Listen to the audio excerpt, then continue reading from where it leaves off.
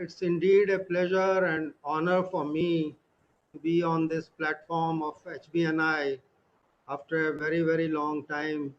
As you know, I left BRC in 2014, and thereafter I was for a while with FSSCI and then joined as Rajaramanna Fellow with DAE. And uh, you know, as you have already introduced, I was heading Food Technology Division BRC earlier. Um, it was, as you know, BRC itself is a big learning platform, and during the period of almost 39 years in BRC, I learned, a lot apart from my basic education. I am a microbiologist and a biochemist to start with after joining training school in 1975. This has been a wonderful journey, and today I would like to share some of the uh, very important techniques which are used uh, in food and agriculture using radioisotopes and radiation. Um, as the course module of HBNI and as per the instructions of Dr. Tomar, uh, these are 5 lectures, 3 of which I will have on mutation breeding of crops for crop improvement, and other 2 on radiation processing of food. So I would like to welcome all my colleagues in HBNI and Mr. Anurag, who was helping us in getting this connectivity, and all my other colleagues and the participants in this lecture series. Uh, I hope this will be, new learning experience to some of you. I don't know what is your background, um, but I presume that you have a fairly good understanding of biology and some basic principles of atomic energy. But I'll run you through um, you know very basic things, and if there are questions, I would be very happy to ask uh, as we go along. So is that all right, Dr. Tomar? Shall I start? Go ahead with the lecture. Am I audible properly to everyone? Hello. Hello, Dr. Tomar. Yes, sir. You Hello. are audible. Yes, Okay, yes. okay. I just wanted Yeah. to confirm that Correct, you're correct, correct. It is okay. nicely heard, and everything is, the slides are also quite All right. good. So I'm able Thank to you. hear you nicely. Please go ahead. Yeah. Thank you very much. Okay. So I'll be basically talking about 2 very important peaceful applications of atomic energy. As you know, if you look at the different peaceful uses, right from say electric power generation, then medical applications which include diagnosis and therapy. Atomic energy has been used extensively in scientific research, that is basic R&D to look at the metabolism of plants and animals. So in metabolic studies, uptake of different nutrients in soil or in plants or animals, uh, tracing and dating, um, for determining the age of different species. Also, there are a huge number of industrial applications. There are now number of consumer products based on radioisotopes and radiation. Also used in space odysseys, space travels, in spacecrafts, and finally in food and agriculture, as we would see gradually. Now, basically, when we talk of applications in agriculture, the majority of the things are in crop improvement. And I'll be today talking mainly from the mutation point of view. There are applications in soil sciences, which also are part of the agriculture. Um, but it's mainly the crop improvement or development of new varieties which has impacted uh, the social uh, uh, uh, the social stream to a large extent. So we also call these peaceful applications as societal applications. And so crop improvement program around the world has been a major impacting program on societal objectives. Now, the basic objectives of mutation breeding is to development of new varieties, and these new varieties could be having different traits. For example, yield is a major factor in selecting a crop for farming, and therefore higher yields, you create mutations for having higher yielding plants, or you improve the quality of the material that you get from plant. For example, if you want uh, high starch seed or high quality protein in a seed, or you want some additional nutritional factors in seed, so you try to improve quality uh, using mutation breeding. Uh, Also, you can have crops which are resistant to biotic stresses. Biotic means they are uh, basically, biotic factors are the living organisms around a plant. For example, those which are either symbiotic, or they are pathogens on the plant. So improving the stresses which are caused by biotic factors, that basically means the diseases caused by different organisms, and we can have disease free varieties of plants by having mutations. Then there are abiotic stresses like drought, salinity. So one can have plants which are resistant to drought or salinity or other adverse conditions in the environment, like even cold tolerant varieties. Um, so overall, what we are trying to achieve is resilience to the changes which are there in environment, and major changes are going to be caused by the changes in the climate in near future. So though if there are changes in climate which are very gradual, plants slowly adapt to it. But if there are sudden changes in plant, like in on planet, for example, floods, droughts, or increase in temperature, then we have to develop varieties which can adapt quickly to these changes. And therefore, one of the major objectives these days is to develop crop varieties which are climate resilient. Uh,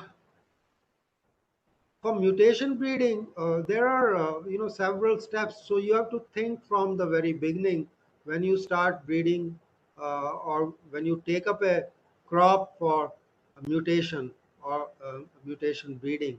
So first one is selection of target crop. This is a very important area because as you know, and if you look at the program of Department of Atomic Energy, the target crops have been legumes, or what we call in common parlance as pulses. Why DAE chose pulses? Uh, and in addition to pulses, the oil crops like groundnut or peanuts, because uh, these are the commodities which are in short supply in the country. So the DA took a conscious decision that to overcome the problems of short supply and to reduce dependence on imports, it is better to work on legumes, pulses, or on oil seeds like soybean or groundnut. Then the next thing in the decision for mutation breeding is the choice of traits for improvement. So you work on which traits you would like to look at. For example, would you look at the yield parameters, that how much per hectare should be yielded, or would you like to look for having shorter plants which don't fall because of uh, windy nature of the terrain, or you would like to have uh, develop resistance to certain pathogens. So like that, you choose uh, traits for improvement. That depends on the feedback that you get from the hinterland. Like, if there are problems, for example, if I have soybean crop which gets into problem because of certain pathogen, then I would choose that crop and look for resistance towards that pathogen. Or if I want to develop, say, uh, a variety of groundnut which has bold seeds or high oil content, then I would choose these kind of two characters, like high oil yield and bolder seed size. So this is how we decide on the plant that is to be selected for mutation breeding. The second part is related to the third part is related to then selection of mutagen. Again, to a breeder, there are number of mutagenizing agents which are available, and that includes chemicals. There are a number of chemicals which can be used, or physical, as one would like to use in, say, DAE environment. And in physical uh, mutagenic agents, one would look at, say, ionizing radiations or non-ionizing radiations. So, being an atomic energy setup, we would not like to do UV mutations, because this is not that we are really uh, going to get benefited from. But we look at, for example, gamma radiation or electrons or neutrons, which is a typical atomic energy environment. So we can have a choice. Sometimes we may combine also chemical and physical mutations. Uh, in fact, there are biological mutagenic agents also, like transposons, which we'll talk later.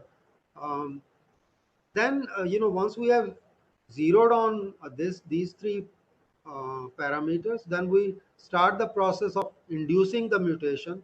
There's a detailed protocol for induction of mutations, and after we have induced mutations, then the first uh, plants that we get from mutagenized seeds, that those are called M1 generation. This uh, so that M1 generation we sow in the field and then look for the traits, like what has happened to those seeds which have undergone this mutagenesis, how they have behaved in the field. You may choose to begin with not very big fields, even sometimes pots or trays can be considered for putting those seeds and raising those plantlets. So once you have got those M1 traits, you select those plants which show you some promise, and then you breed them, uh, you know, for their true representation, because these traits can change over the generation. So you grow them into M2 generation, M3 generations, uh, and look for the characters which you were looking for, whether they are showing or not.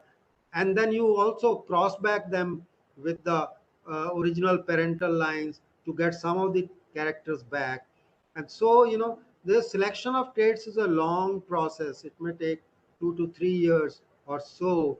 uh, and once you are sure that your plants are breeding true for the characters that you had chosen, then you do some multi-location testing, because that's very important. Because what you did in a laboratory setup or in setup in Trombay, you might look to see what happens if you grow it in the fields of Maharashtra, elsewhere, or in Gujarat, or in some other places. It's quite possible that the seeds behave differently in different environment. The plants grow differently in different environment. So you do some multi-location testing, And once you are through the multi-location testing, you have a lot of data like how they have performed. And after you have seen the performance of these plants, you register these varieties. And once these varieties are registered with the Department of Agriculture, then you release it to farmers through various ways.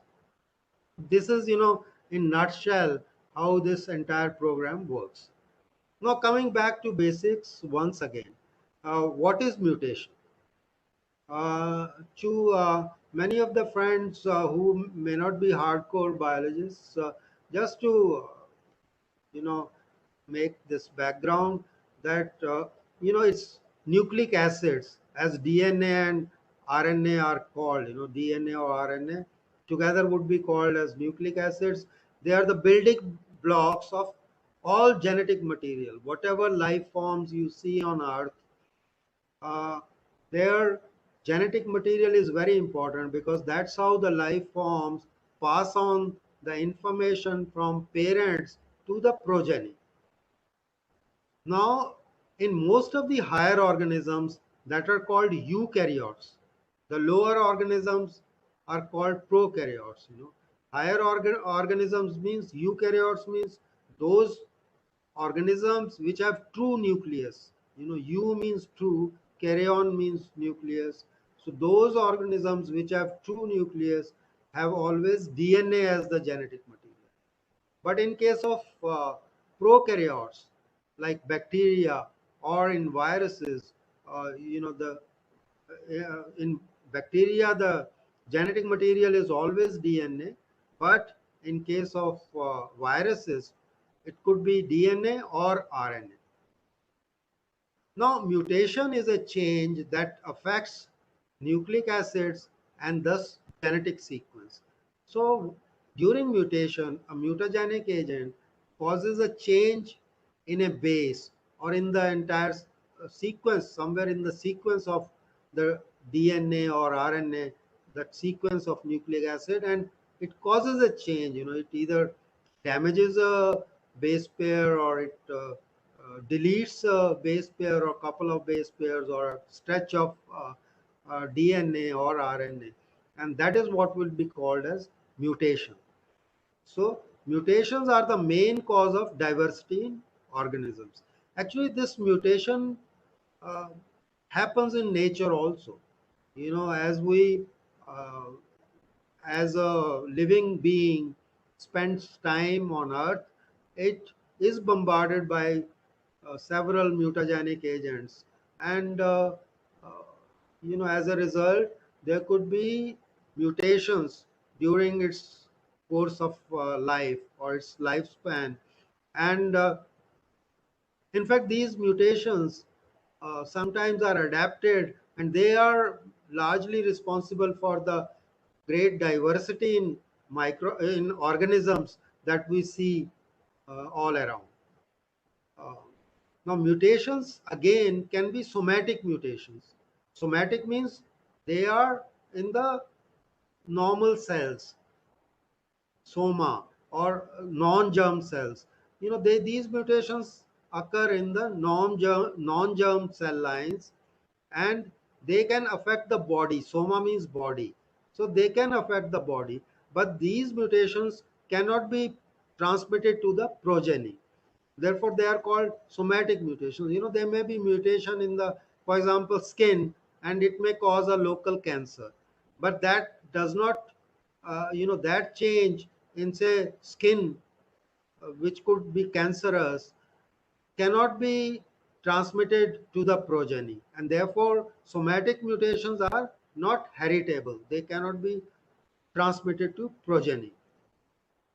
The other forms of mutations, which are genetic or heritable mutations, and these are the mutations which occur in germ cells. They can occur in the germinal cells. Germinal cells are sperms, or ovaries in case of higher living, I would say, animals. And it could be uh, the stamens, or the pollen grains or gynecium in case of plant cells. All these, if they are occurring in the germ cells, any mutation which occurs in these organs, that means in pollen grains or in gynecium, uh, which is equivalent of say female ovary, you can call it plant ovary, or pollens which are equivalent of sperms. If there are mutations taking place, they are hereditary mutations, so they are transmitted to the progeny, and they affect the offsprings and further descendants. And these are the mutations which actually we are looking for, because we want these mutations to stay permanent in the seeds that we develop. Now, basically, the diversity that we see in life forms on Earth is because of the inherited mutations, is one part. That means one uh, life form may carry a mutation, but its expression depends on the environmental conditions or environmental pressures. So, environment has to support. For example, if a plant has a, you have developed a plant with using mutagenicity or mutagenic agents, or using induced mutation, which is giving you high yielding character. But it may give you high yielding character under certain set of conditions, when you meet the requirements of its nutrition, like proper minerals, or proper carbon, or proper nitrogen. So unless you give those basic requirements in the environment, you will not be able to see that character of high yield. So if you grow it in somewhere in a location which is devoid of certain nutrients, it may not express that high yield character. So that is where environmental conditions are very important to express the inherited mutations. The other part which I was telling you earlier, that most of these mutations are random. Even when we use a physical or a chemical agent, we are, it's very difficult to predict where the mutation has occurred, and unless we sequence that genome after taking it out, it's a random hit. It may be anywhere in the genome that a mutation might occur. Uh, Also, mutation may be consequential, or it may be non-consequential. If many times mutations occur, but you don't see their expression, because it doesn't make any change in the expression, which is mainly expressed through uh, making of protein. Unless a protein is affected, you may not see its expression. So many times mutations are unnoticed, because they don't bring any change in the phenotypic character, as we call it. So there is a change in genetic makeup, but it is not showing up in a phenotypic makeup. That means what we see, observe from outside, the morphology or biochemistry. So it could be consequential, it could be non-consequential. Beneficial DNA changes do not happen more often. That is also important, because to get a change in DNA which is beneficial, has to be, several things have to meet to make a beneficial change. In fact, most of the time, a mutation may cause disruption. It's very rarely, and the breeder has to bring in several factors together to reap the beneficial effect of changes that have occurred in DNA. Even if an organism has acquired a beneficial mutation, it may not be heritable. That is another thing, that many times mutations may not be seen in the progeny, because they it may be so small that it may express very rarely, sometimes during the line downwards. Uh, these are the two names which I would like to tell you. One was this Lamarck, John or Jean Baptiste Lamarck, uh, which was, he propounded this theory of inheritance of acquired characters. That means, as per Lamarck, that an acquired character can also be passed on to the progeny. For example, a wrestler or a weightlifter should have his progeny be able to lift weight or be wrestler, which was actually very difficult to prove. In fact, there were some hints where it could be seen, but could not be proved so confidently. So this was lost uh, in contrast to the theory of Charles Darwin. And Charles Darwin came with the theory of acquired characters, and he said very clearly against Lamarck that acquired characters can't be inherited. So he, Charles Darwin, propounded that you have to have heritable mutations to pass them on to the progeny. Uh, so, as I was telling you, that mutation rates in nature are very low.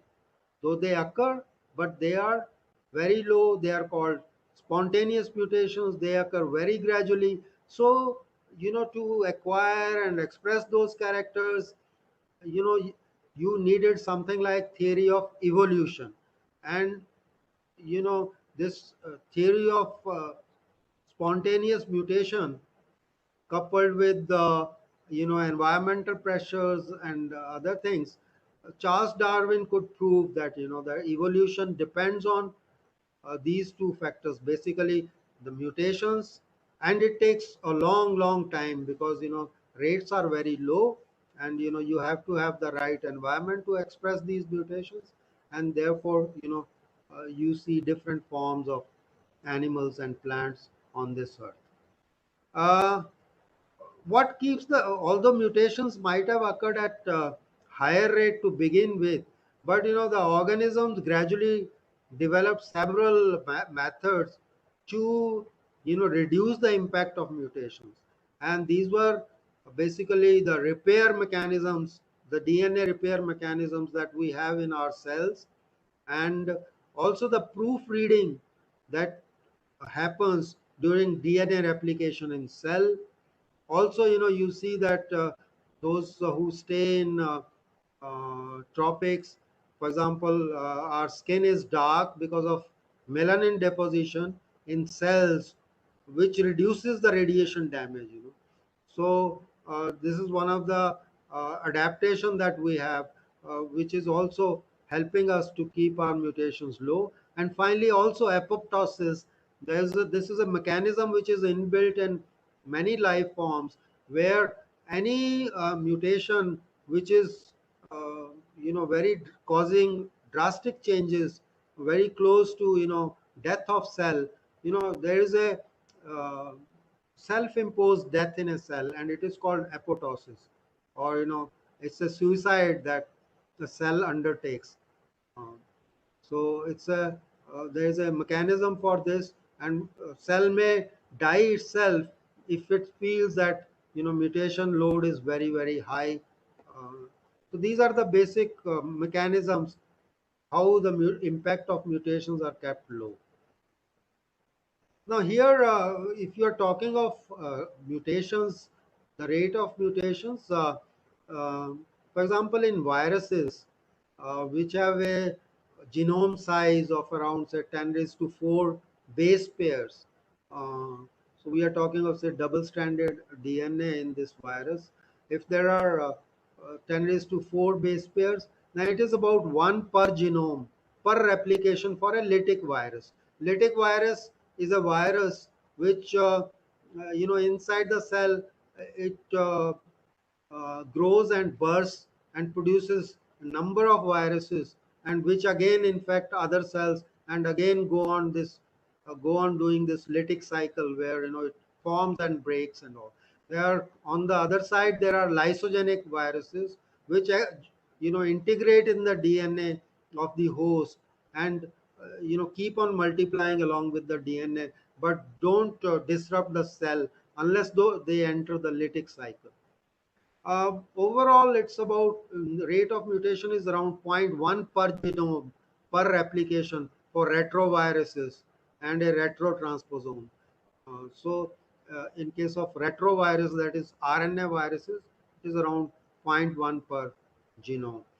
For microorganisms, especially bacteria like E. coli, it's about 1 per 1 by 300 per genome.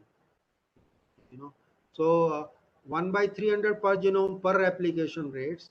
As you can see here for E. coli, which has a genome size of around 4.6 into 10 raised to 6 bases, the mutation rate is per base is around 5.4 into 10 raised to minus 10, or it is very low, on a genome size you can say 0.0025 per genome, which is close to what I was telling, 1 by 300 or so. The mutation rates in higher eukaryotes, for example, yeast cell, which is very comparable to human cell, or larger uh, animals cells could be comparable with yeast cell. The rate is zero point 0.1 to 100 per genome per sexual generation, or again 1 by 300 per cell division. Very similar to say E. coli, maybe slightly different, but you can see here the Saccharomyces cerevisiae genome is little bigger, 1.2 into 10 raised to 7 base pair, and the mutation rate is more or less similar, I would say. Just to give an idea that when we are talking of natural spontaneous mutation, we are talking about the changes which are very, very low per cell.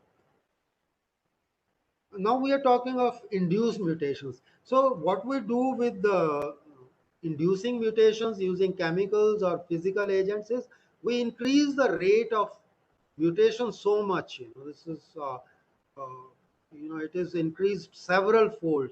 So new mutations created by treating an organism with a mutagenizing agent are called induced mutations. So obviously you create several fold higher mutations, but at the same time you see to it that the organism doesn't die.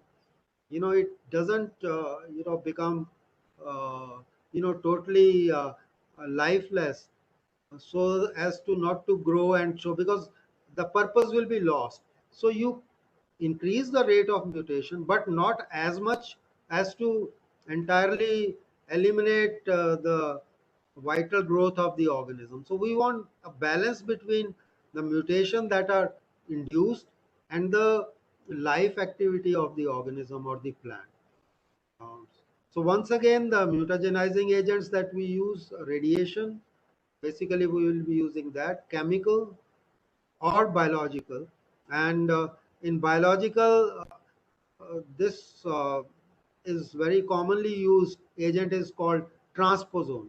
It inserts into a gene sequence and thereby it can silent a gene.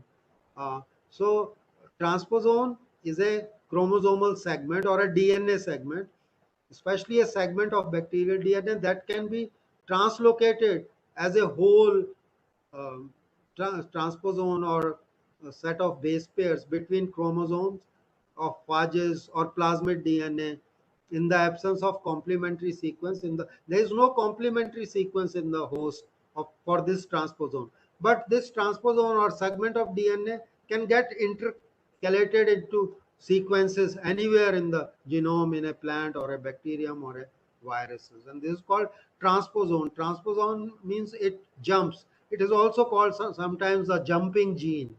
It's a jumping gene. It jumps from one location to another, and it can cause mutations which can be mapped.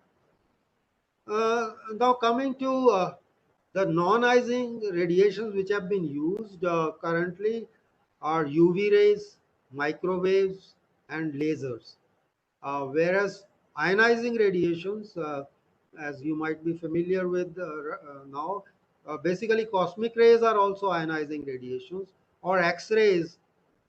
Actually, the X-rays were the first one which was shown to induce mutations in Drosophila by Mueller, as you know. Then gamma rays have been extensively used. Electrons, especially with higher energy, have been used. Fast neutrons have been used. And these treatments with ionizing radiations can induce point mutations, changes in single nucleotides, that is point mutation, or deletions. That means loss of chromosomal segment. They can also release some segments. So sometimes the entire gene can be removed from the chromosome. As far as chemical mutagenesis is concerned, just to give you some idea of mostly uh, induces point mutations when a base pair of a gene is changed, as I told you. And mostly these changes are called either transitions or transversions. What is a transition? A transition is a pure when a purine. Now, we have in we have purines or pyrimidines, and when a purine is converted to another purine, that is adenine to guanine or guanine to adenine, these are the purines which are there in DNA. So if it is changed between from one purine to another purine, it is called transition. If it is, say pyrimidine to purine, then it is called transversion. So, so if there is a change between say purine to purine or pyrimidine to pyrimidine, that means thymine to cytosine or cytosine to thymine, still it would be transition. Whereas in transversion, a purine is converted to pyrimidine or pyrimidine is converted to purine. For example, adenine is a purine and it is converted to cytosine. So it will be called transversion. So these are the two types of mutations that might occur in chemical mutagenesis. Uh, the major classes of chemical mutagens which are routinely used are two types called alkylating agents or base analogs, and each has a specific effect on DNA. Now, why we call it alkylating agents is, when a base, mainly say guanine in DNA, is either methylated or alkylated. Alkylated means besides methylation, say ethylation can happen. So any alkyl group that is added to a nucleotide is through an alkylating agent. This in terms inhibits the correct utilization of the. So once you alkylate a base, then the pairing becomes very difficult. So the nucleases or the endonucleases which uh, cause this replication or which are used in replication, they don't read the other part properly, and therefore miscoding of DNA happens. Similarly, alkylating agents, uh, uh, which are which are commonly used, are ethyl methane sulfonate or ethyl ethane sulfonate or even mustard gas, which can mutate both replicated and non-replicating DNA. The other things which are used are called base analogs. For example, 5-bromouracil or 2-aminopurine. They only mutate DNA when analog is this is incorporated into a replicating DNA, and then again the enzymes or the endonucleases, they are not able to replicate these bases. As a result, the repair is affected and a mutation is incorporated. Each class of chemical mutagen has specific effect that can lead to transition, transversions, or deletion, as I already told you. These are some of the things which you might look at.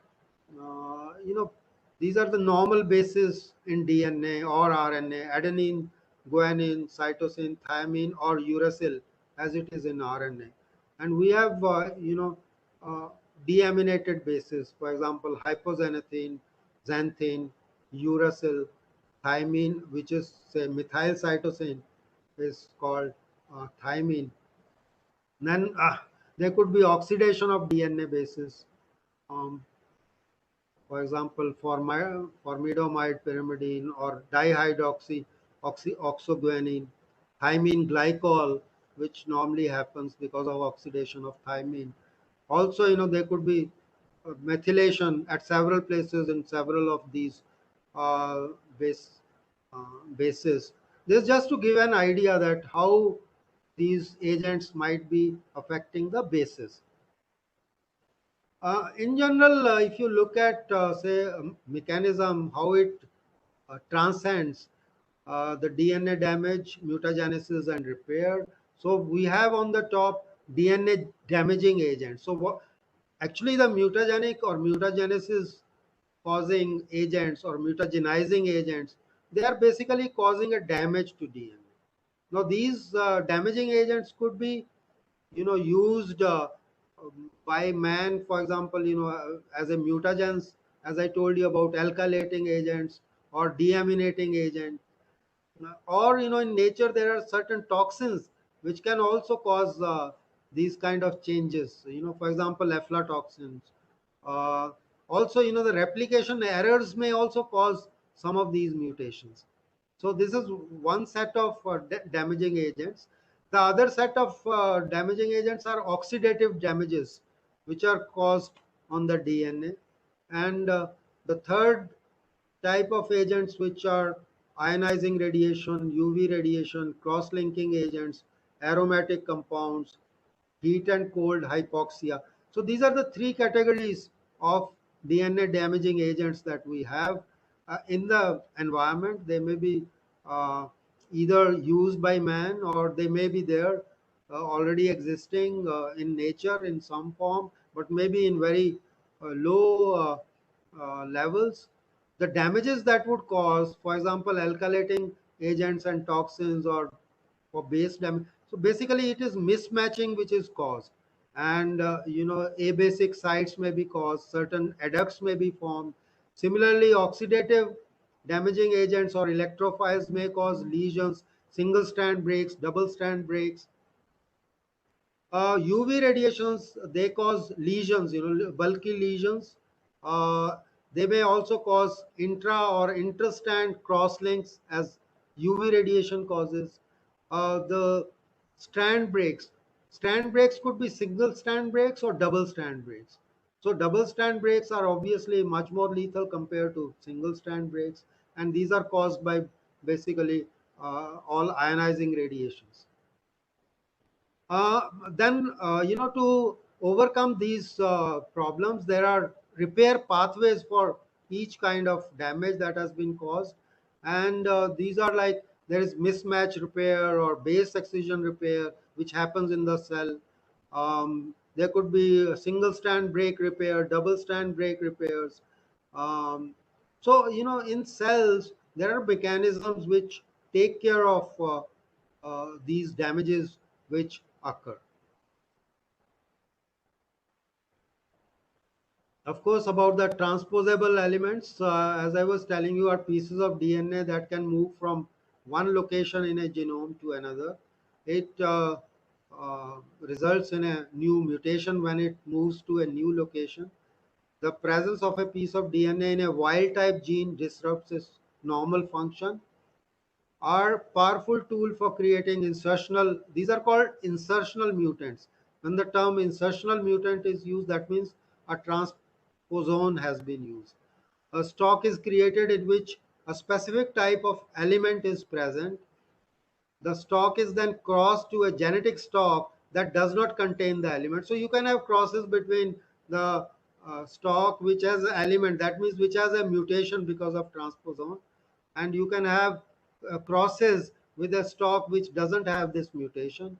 Once that element enters the virgin stock, it can begin to move around in that genome. So if a transposon enters a stock, for example, these initial experiments were done in maize. So you could see that in a maize cob, you can see several, for example, colored grains compared to the non-colored ones, and those which are colored are showing you that there is a transposon present. So you can, in the same cob, you can see different grains which have this element or not having this element. By carefully observing the offspring, new mutants can be discovered. This approach to develop mutants is also termed as insertional mutagenesis. Now, so these are the background that a plant breeder must have. Any person working in the area of mutation breeding should have this background idea of the basic science behind uh, induced mutations and plant breeding. So, as a plant breeder, uh, actually, plant breeding is knowledge of genes and genomes uh, is very important. It's a creation of multi-generation, genetically diverse populations. Also, through plant breeding, one can select plants with new specific desirable traits.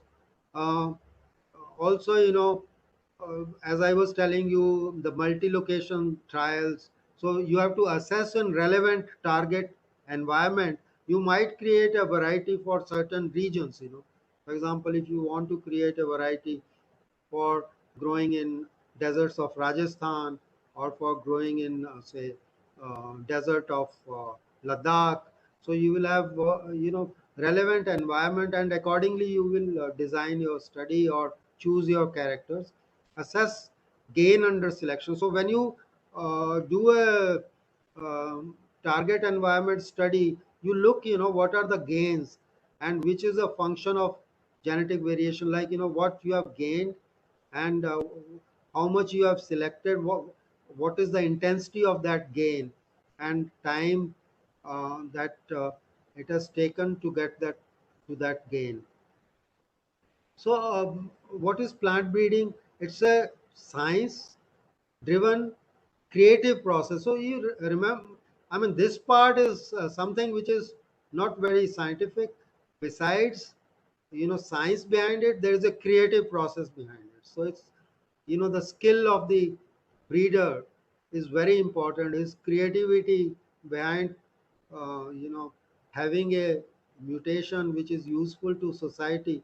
There is a creative process. So plant breeding is science driven by a creative process of developing new plant varieties that goes by various names, including cultivar development, crop improvement, and seed improvement. So this is the standard definition of plant breeding. So knowledge of genes and genomes is very important. Creation of multi-generation, genetically diverse population is the first, uh, uh, first target of a plant breeder. So he should get a big diversity in his gene pool so that he can work on it. Then he selects plants with new specific desirable traits, and then assesses that those traits and working of those traits in a relevant target environment, then assesses its gains of that selection in that environment. So uh, this is how the breeding proceeds. There are some basic terminologies which are used in plant breeding, which are again important for a person uh, who is working or trying to get knowledge in this area. One is back crossing. Now, what is back crossing? Back crossing is a plant where a plant with desired traits is crossed with a plant that does not have the desired traits but has several other traits. So, like, for example, you created a mutant which is having, bold seed character, but it doesn't have the desired yield or desired oil content in it. So what do? You know that these traits of high yield and high dose, high oil content are there in the parents where you got it from, and but those parents don't have this bold seed size character. So what you do is you back cross this uh, mutant with the with that parental variety and get back some of those characters of yield, high yield or high oil content. Then second is inbreeding. So inbreeding is actually self-fertilization done to preserve original traits. When you self-plants within the same plant, you try to inbreed and preserve the original traits. To keep the plant homogeneous for many of the traits that you would like to have. So that is achieved through inbreeding. The hybridization or hybrid breeding is again two different breeds are crossed to produce the offsprings that are more productive than the parents. This is typical hybrid breeding or hybridization. Mutation breeding, as I already told you about, the plant genes that result in new varieties and can be exposed. Uh, you can have mutations through chemical or radiation mutagenesis. The other techniques which have come into fore are which are not actually typical plant breeding thing, but they sometimes they have to take help of plant breeding somewhere or the other.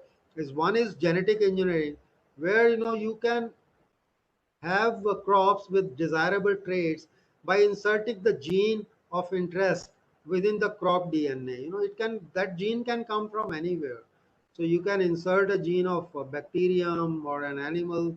Uh, for example, Bacillus thuringiensis gene has been put in crops to get resistance against some insects, or you can have gene, say animal rennet gene or rennin gene put in fungus to get rennet from a fungal source. So you can have this recourse of inserting directly a DNA piece of DNA or a gene into a plant cell and produce the progeny. The other technique which has come out recently is using this gene editing technology, which is using CRISPR-Cas. Now, these are CRISPR is actually a clustered, regularly interspersed or interspaced short palindromic repeats. These are short sequences of DNA or bases uh, in DNA, and which can be worked upon by a CRISPR associated endonuclease, which can cut them like a scissor. So you have these repeats, and these Cas will actually cut these like scissors, uh, and you can precisely do the editing of DNA, and wherever you want to remove certain traits, you can do remove certain genes or sequences of DNA. So these are some of the methods which a plant breeder should have good idea of. Now, these are some of the again steps which will become very important in a plant breeding experiment. So first one, as I told you, is the collection of variability. So through induced mutation, you create a large variability. You have a number of plants which have different kinds of uh, you know different kind of characters or traits, and we call it as germplasm. So germplasm collection is actually nothing but a pool of variability that you have. Then evolution and selection of parent plants. Germplasm is evaluated for selection of parent. So when you have a germplasm, you want to work with certain plants. So you will look at your germplasm and select some of those plants with which you want to work with. The combination of these characteristics is expected in the hybrid progeny. So you select certain parent plants which you expect that in the progeny you should find those characters of those plants in addition to what you want through mutation breeding.